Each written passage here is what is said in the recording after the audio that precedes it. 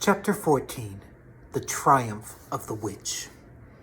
As soon as the witch had gone, Aslan said, "We must move from this place at once. It will be wanted for other purposes. We shall encamp tonight at the fords of Baruna." Of course, everyone was dying to ask him how he had arranged matters with the witch, but his face was stern, and everyone's ears were still ringing with the sound of his roar, and so nobody dared. After a meal, which was taken in the open air on the hilltop, for the sun had got strong by now and dried the grass, they were busy for a while, taking the pavilion down and packing things up. Before 2 o'clock, they were on the march and set off in a northeasterly direction, walking at an easy pace, for they had not far to go. During the first part of the journey, Aslan explained to Peter his plan of campaign. "As soon as she has finished her business in these parts," he said, "the witch and her crew will almost certainly fall back to her house and prepare for a siege. You may or may not be able to cut her off and prevent her from reaching it." He then went on to outline 2 plans of battle, one for fighting the witch and her people in the wood, and another for assaulting her castle. And all the time, he was advising Peter how to conduct the operations, saying things like, "You must put your centaurs in such and such a place," or "You must post scouts to see that she doesn't do so-and-so," till at last Peter said, "But you will be there yourself, Aslan." "I can give you no promise of that," answered the lion, and he continued giving Peter his instructions. For the last part of the journey, it was Susan and Lucy who saw most of him. He did not talk very much, and seemed to them to be sad. It was still afternoon when they came down to a place where the river valley had widened out, and the river was broad and shallow. This was the fords of Baruna, and Aslan gave orders to halt on this side of the water. But Peter said, "Wouldn't it be better to camp on the far side, for fear she would try a night attack or anything?" Aslan, who seemed to have been thinking about something else, roused himself with a shake of his magnificent mane and said, "Eh? What's that?" Peter said it all over again. "No," said Aslan in a dull voice, as if it didn't matter. "No, she will not make an attack tonight." And then he sighed deeply. But presently he added, "All the same, it was well thought of. That is how a soldier ought to think. But it doesn't really matter." So they proceeded to pitch their camp. Aslan's mood affected everyone that evening. Peter was feeling uncomfortable too at the idea of fighting the battle on his own. The news that Aslan might not be there had come as a great shock to him. Supper that evening was a quiet meal. Everyone felt how different it had been last night, or even that morning. It was as if the good times, having just begun, were already drawing to their end. This feeling affected Susan so much that she couldn't get to sleep when she went to bed. And after she had lain counting sheep and turning over and over, she heard Lucy give a long sigh and turn over just beside her in the darkness. "Can't you get to sleep either?" said Susan. "No," said Lucy. "I thought you were asleep." "I say, Susan." "What?" "I've a most horrible feeling, as if something were hanging over us." "Have you?" "Because, as a matter of fact, so have I." Something about Aslan, said Lucy. Either some dreadful thing that is going to happen to him, or something dreadful that he's going to do. There's been something wrong with him all afternoon, said Susan. Lucy, what was that he said about not being with us at the battle? You don't think he could be stealing away and leaving us tonight, do you? Where is he now? Said Lucy. Is he here in the pavilion? I don't think so. Susan, let's go outside and have a look round. We might see him. All right, let's, said Susan. We might just as well be doing that as lying awake here. Very quietly, the two girls groped their way among the other sleepers and crept out of the tent. The moonlight was bright, and everything was quite still except for the noise of the river chattering over the stones. Then Susan suddenly caught Lucy's arm and said, Look! On the far side of the camping ground, just where the trees began, they saw the lion slowly walking away from them in the wood. Without a word, they both followed him. He led them up the steep slope out of the river valley, and then slightly to the right, apparently by the very same route which they had used that afternoon in coming from the hill of the stone table. On and on he led them, into dark shadows, and out into pale moonlight, getting their feet wet with the heavy dew. He looked somehow different from the Aslan they knew. His tail and his head hung low, and he walked slowly as if he were very, very tired. Then, when they were crossing a wide open place where there were no shadows for them to hide in, he stopped and looked round. It was no good trying to run away, so they came towards him. When they were closer, he said, Oh, children, children, why are you following me? We couldn't sleep, said Lucy, and then felt sure that she need say no more, and that Aslan knew all they had been thinking. Please, may we come with you, wherever you're going? Said Susan.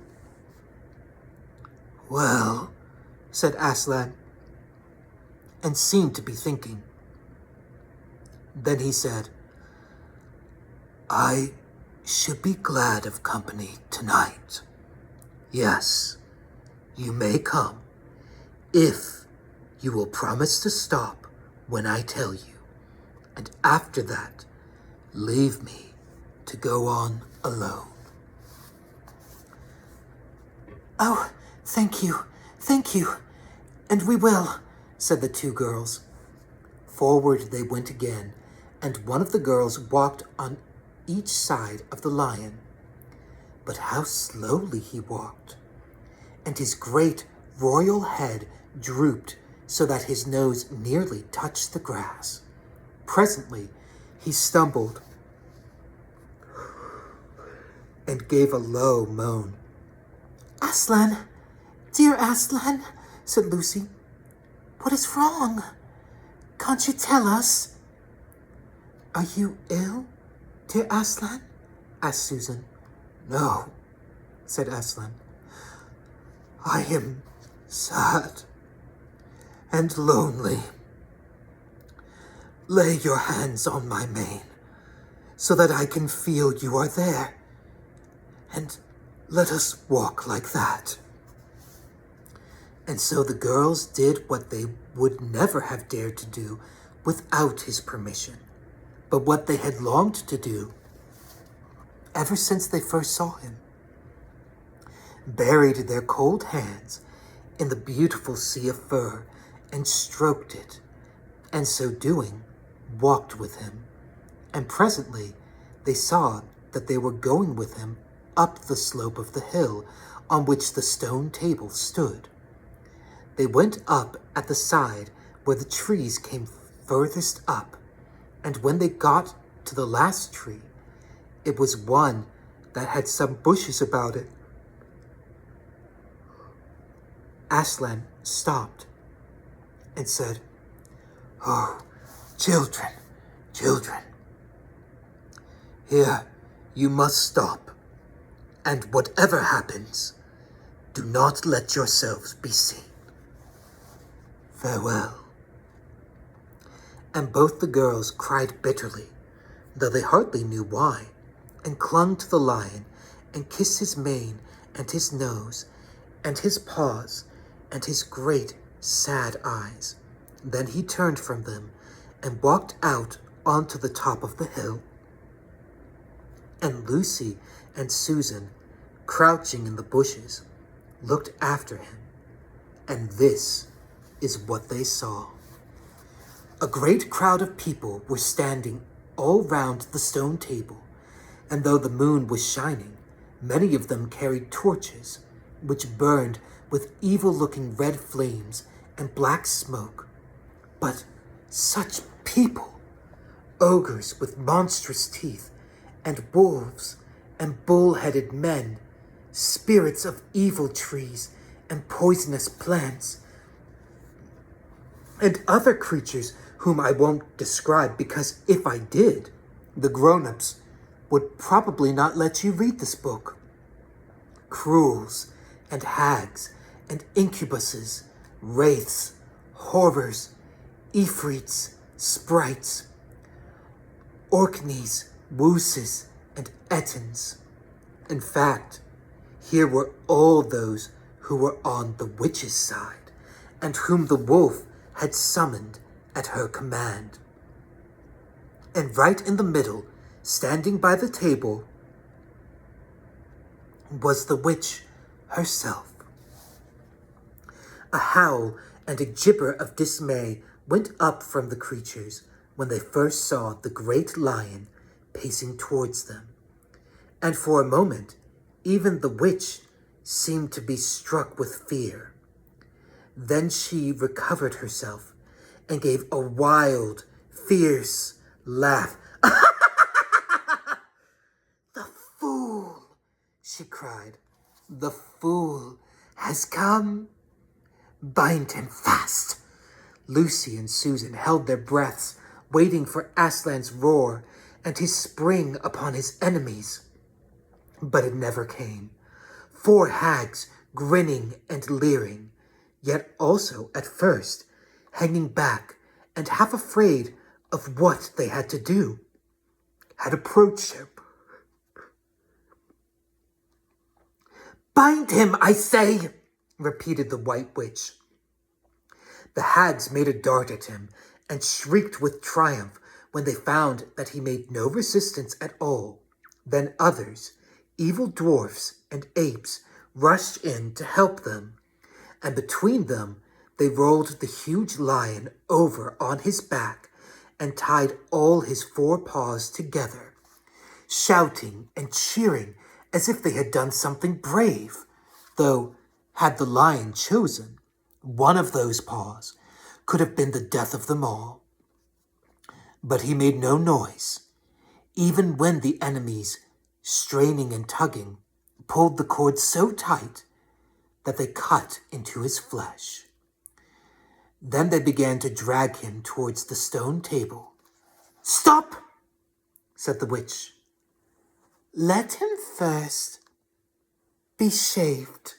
Another roar of mean laughter went up from her followers as an ogre with a pair of shears came forward and squatted down by Aslan's head. Snip, snip, snip went the shears, and masses of curling gold began to fall to the ground. Then the ogre stood back, and the children, watching from their hiding place, could see the face of Aslan looking all small and different without its mane. The enemies also saw the difference. "Why, he's only a great cat after all," cried one.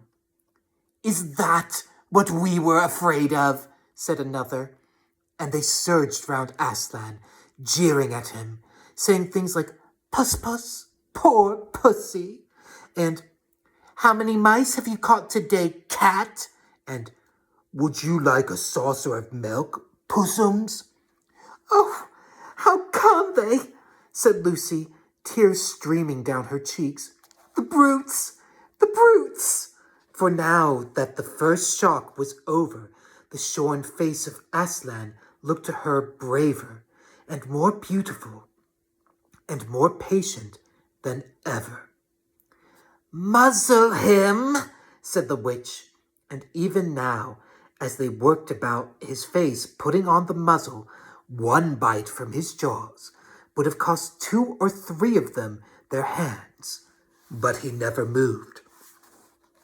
And this seemed to enrage all that rabble. Everyone was at him now. Those who had been afraid to come near him, even after he was bound, began to find their courage. And for a few minutes, the 2 girls could not even see him. So thickly was he surrounded by the whole crowd of creatures, kicking him, hitting him, spitting on him, jeering at him. At last, the rabble had had enough of this. They began to drag the bound and muzzled lion to the stone table, some pulling and some pushing. He was so huge that even when they got him there, it took all their efforts to hoist him onto the surface of it. Then there was more tying and tightening of cords. "The cowards! The cowards!" sobbed Susan. "Are they still afraid of him, even now?" When once Aslan had been tied, and tied so that he was really a mass of cords on the flat stone, a hush fell on the crowd. 4 hags, holding 4 torches, stood at the corners of the table. The witch bared her arms as she had bared them the previous night, when it had been Edmund instead of Aslan. Then she began to whet her knife. It looked to the children, when the gleam of the torchlight fell on it, as if the knife were made of stone, not of steel, and it was of a strange and evil shape. At last she drew near. She stood by Aslan's head. Her face was working and twitching with passion, but his looked up at the sky, still quiet, neither angry nor afraid, but a little sad. Then, just before she gave the blow, she stooped down and said in a quivering voice, "And now, who has won? Fool! Did you think that by all this you would save the human traitor? Now I will kill you instead of him, as our pact was, and so the deep magic will be appeased. But when you are dead, what will prevent me from killing him as well? And who will take him out of my hand then? Understand that you have given me Narnia forever. You have lost your own life, and you have not saved his. In that knowledge, despair and die."